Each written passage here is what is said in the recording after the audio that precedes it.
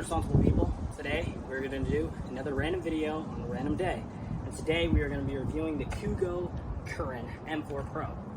Let's get into it. Alright, so for starters, the scooter has a 48 volt, 18 amp hour battery. The scooter is rated up to 50 kilometers or 31 miles per hour, which I would say at this time is very accurate. I was able to reach a max speed of 31 miles per hour. For example, I am 130 to 140-ish pound rider. Besides the speed, the range, I have only, even though the scooter is rated up to 35 plus miles per hour, depending on the website that I've seen, says up to 40 plus. Unfortunately, I've never gotten those max miles like that. The most I've ever gotten is about 30-ish miles in total. And so this scooter has a 500 watt motor in the back, both rear disc brake and front disc brake as well. The scooter has a pin over here at the bottom, which you pull out, push to the side, and then the scooter collapses. The detachable seat is over here as well, with this little system to lock it in place. I would say the seat is overall, it's relatively secure. I think it could be a little bit better of a design, and to remove the seat is very, very easy. You will need, I think, about 2 Allen keys to be able to get it out. This plate right here has another plate which covers it. This one is much larger. I would say it's about 4 inches, maybe 3 inches, and the other one only takes up about 1 inch, and so you can put your foot further back. So when you're standing on the scooter, I got some relatively big feet for my height, and the back of your foot is going to be hitting this if you're trying to sit or stand anywhere comfortably. So that's, I guess, one of the downsides as well. I have had a few flat tires on the scooter before. The rear disc brakes definitely needed some adjustment coming out of the box, and I've continuously needed to adjust them here and there, but once they're adjusted to the specifications that you need, I mean, it stops very quickly. I've fallen off the scooter many times. It's kind of unfortunate. So one of the things I forgot to mention on the electric scooter, which is definitely a con, and I would say that it really isn't that hard to fix, and hopefully the other scooters from this brand are much better in fixing this issue, but the kickstand is, I would say, otherwise usable, but not great, if not good at all. It wobbles a lot to the side, and when you have maybe a little bit of wind that's a little stronger, this kickstand will make your scooter fall over. It slants more this way because of the 2 screws that are right here. There's nothing supporting it on the back end, so it'll be slanted, and it puts a lot of pressure. I'm not worried about it breaking at the moment, but I would say it is something to be concerned about. I wouldn't say to maybe leave your scooter next to a wall or something that can be supported on the front side as well, so that you're not relying just on the kickstand. But otherwise, the scooter itself has great possibilities, and it's very versatile with these 10-inch tires. I mean, you can't beat it. It's great. As we head to the front of the scooter, it has a clasp which is able to lower and rise the handlebars. It can be very tight, so you're not going to have to worry about it. I would say there's obviously wobble because it's not as sturdy as just having a solid piece of metal throughout the entire scooter. As we get to the front, you see that there's a key towards the front. You flick that one on, it turns on the scooter. You hold down the power button, turns on the scooter. 3 different modes, 3 different speeds, and I think it's 30 miles per hour is the 3rd speed, obviously, max.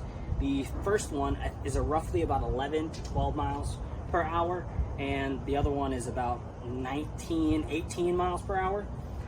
Some disadvantages when you get towards the top of the scooter is that the handlebars are just rubber that's on top of the plastic, maybe metal handlebars, and so when you're gripping it, if you're moving a lot or if you hold a tight grip like I do when I'm trying to mess around, these handlebars will start to slide off, and you might want to push them back in place. So that's kind of the unfortunate thing. Over here, this is obviously does not come with the scooter. I bought this on Amazon so you can have my phone here.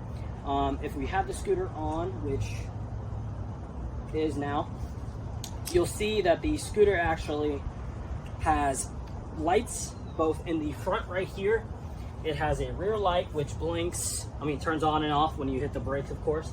It has lights underneath the scooter on both sides, and it has some other reflectors here and there. I think it's a total of about 9, but here and here as well. And so that's the lights. The horn, I would say, is relatively loud. For some reason, people may not be paying attention, and so they don't hear that horn. So it's very frustrating. So maybe they should make it a little bit louder. That would be nice. But as we come over the electric scooter, I would say that this is, so far, out of the only 3 electric scooters that I've had, one of the funnest.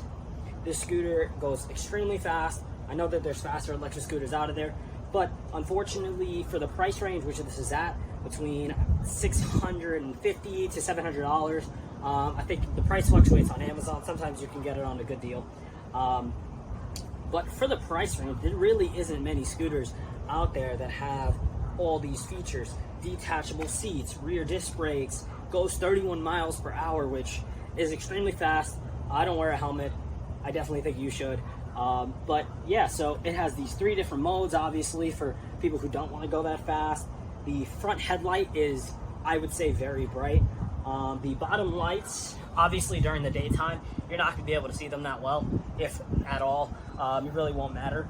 It does have turn signals as well, which I forgot to touch. At the top, you're able to go over, and there is a little, when you go to the right side or the left side, you'll hear a little beep. It's very faint. It's obviously not as loud as the horn, but it's there. So those are some of the things that I would say can definitely be improved on the scooter, is maybe making the horn even more louder just for fun. The lights, maybe have brighter lights overall. But honestly, for a person who's looking for an electric scooter that wants to be a little bit faster than the normal scooter, which is about 18 miles per hour to 21 miles per hour, like the other, there's a lot of scooters out there that have, they're $1,000 and they don't have nearly these amount of features. And so, for an electric scooter like this, I would say you can't go wrong, and it might be one of the best purchases that I've made in this price range. And so we'll continue to obviously review some other electric scooters. I'm going to show you guys how to put on the seat and take it off, and so you guys could relatively see how easy or how hard it is. All right guys, so we got the seat now, and this seat, relatively, there's a bolt down here. Again, it is kind of annoying to be able to put this on and off, and I want to keep it off the scooter because I'm not planning on using the seat at the moment. But in purpose, you'll put the scooter down here. There's a little spring right here. You push it in, the scooter locks in the back, the bolt goes in at the side, and once that's in place, you take your little handle, you squeeze it down, boom, seat right here. Now obviously it's rocking back and forth because the bolt is not down there, but it has some really good suspension in here as well. This is also adjustable so that you can take it out, make the seat higher or lower. It's honestly a little perfect seat, especially since most electric scooters don't have one, and this one comes with one right out the box. It's pretty amazing. But yeah, so that's how you put on the seat, guys. It's not that hard. Handlebars also collapse down. Let's see if we can get this going. It's not hard, but honestly, I wouldn't suggest bringing them down. I don't see a point. And there is an Allen key so that you can make them tighter or looser. But yeah, we'll get it here. Once it comes down, and then pops down. And now you got this one. You also do it on the other side, and locks back into place, and then screw it back on. It's relatively simple, guys, and once you get that all done, now your scooter's ready to race. 31 miles per hour. Fast as a beast. But yeah, until another video of a random thing, I don't know what I'm gonna do, but we'll see. Peace out, guys.